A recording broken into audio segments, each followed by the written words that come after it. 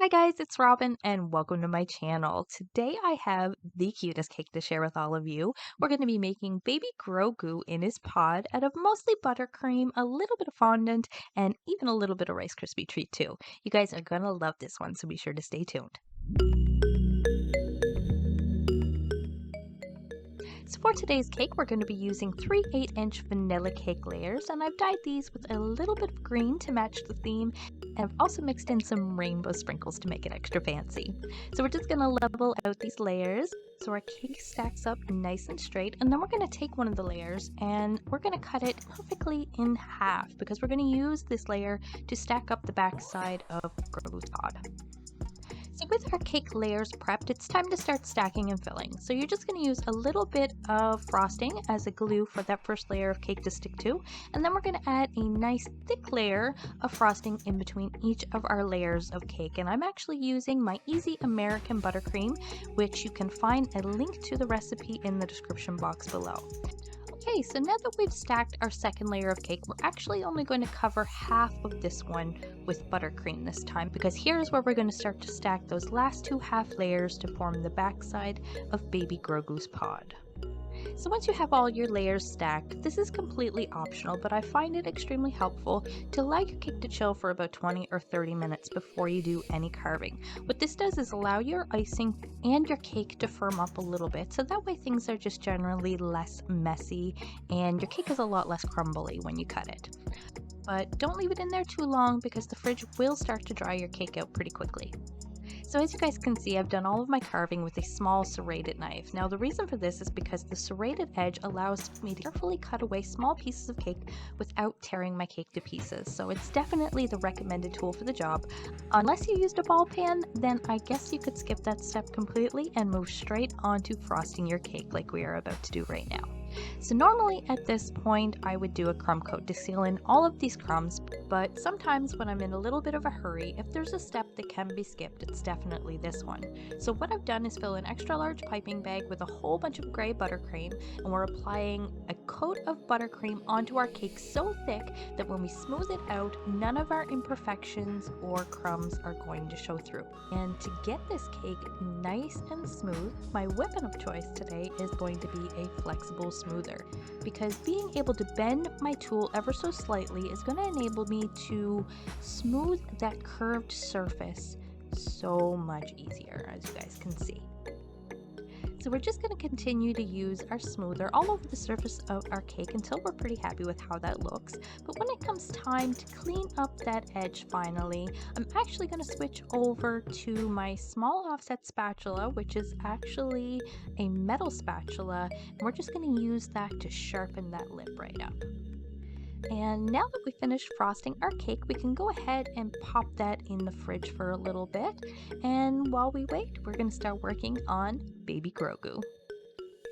So to make this super easy, I have a template here that we're going to follow, and we're going to be making this fella out of some pre-made Rice Krispie treat.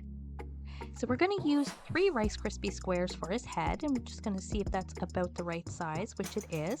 So we're going to continue to compress this further, create a bit of an oval shape, and then we're going to indent where his eyes are going to go and pinch a little bit for a chin. And then for our final Rice Krispie, we're going to compress this down and shape his body a little bit so he has a set of shoulders for his head to sit onto. And now we're going to pop these in the fridge to firm up, and in the meantime we're going to switch back over to our cake because it's time to give it some fondant embellishments because we want to make it look more like a pod. So I'm starting off with a piece of dark gray fondant, a few shades darker than what I used on the cake. And then using a few rough measurements, I'm just sort of eyeballing it and cutting it to the shape that I need. And we're going to stick one of these on the back and one on the bottom as well. And this is going to give the illusion of that concave area that he sort of sits into. So I hope it ends up looking like he's just sitting in the shadows.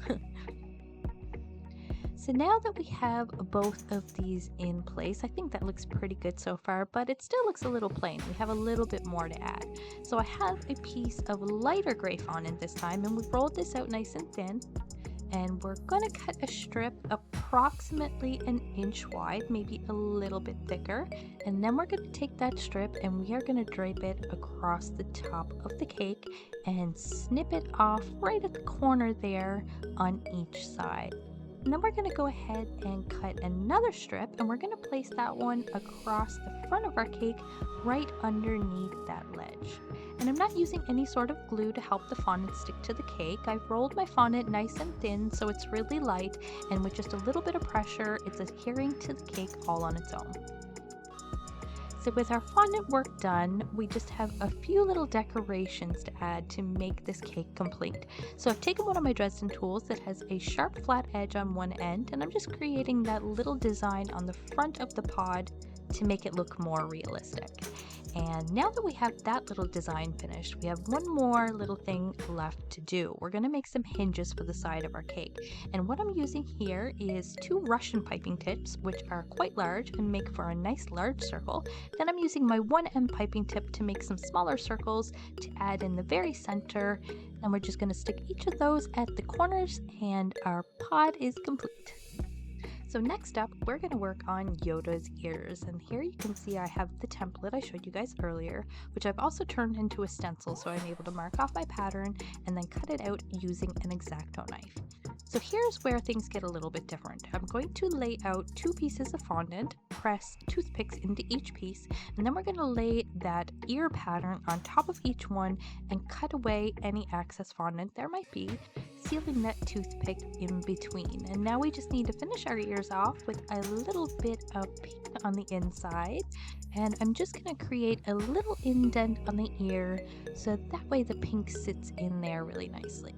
And there you have it, guys. Didn't they turn out super sweet? So now we're going to set these off to the side to dry until we need them for our cake.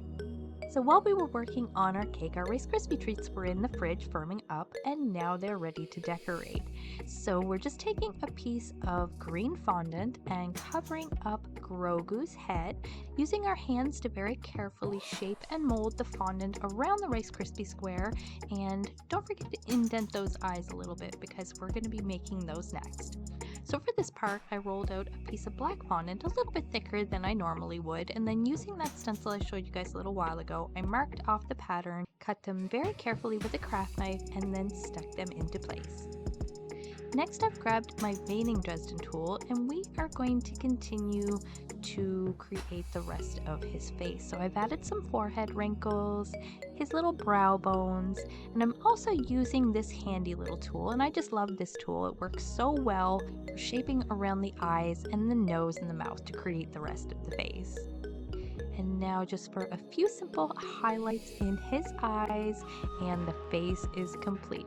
So now we're just going to take that final piece of Rice Krispie square and a piece of light brown fondant. We're going to get that covered up as well by just carefully molding that around the Rice Krispie treat like we did before, trimming away any excess, and voila. So next up, to finish this little cutie, we are going to give him some hands. So I've cut out 2 little shapes that kind of resemble those little tiny mini bear paw cookies, and we are going to attach them using a tiny dab of water to a small brown piece of fondant, which I rolled out and indented on one end. And voila, aren't they sweet? But I'm going to make these even cuter by adding his tiny little fingernails to make the design complete. So we are finally on the home stretch. We just have one thing left to create. We have to make that little part of his jacket that wraps around his neck, and I'm just using a leaf piping tip to make it look fluffy. And now we can finally begin assembly. So because this cake is round, we want to make sure it doesn't budge. So we're adding a central dowel down through the center and directly into the cake board to make sure it is nice and secure. So next we're going to attach the 2 pieces of baby Grogu together using a small toothpick, and we're also going to use that same toothpick to help attach him to the cake as well. And now we're just going to position his arms where we would like, and we're also going to get that last little piece of fondant in place that's wrapped around his neck as well. And once we have that taken care of, we can grab those big old ears, and voila guys, what do you think? I have to say I'm absolutely in love with this cake. I think he turned out way better than my last baby Grogu, and you can find that link down below if you want to check it out. But I can't wait to hear what you guys think. So don't forget to leave a comment and a like, hit that subscribe button, and consider sending a super thanks to show your support. Thanks for watching guys, and I will see you on the next one.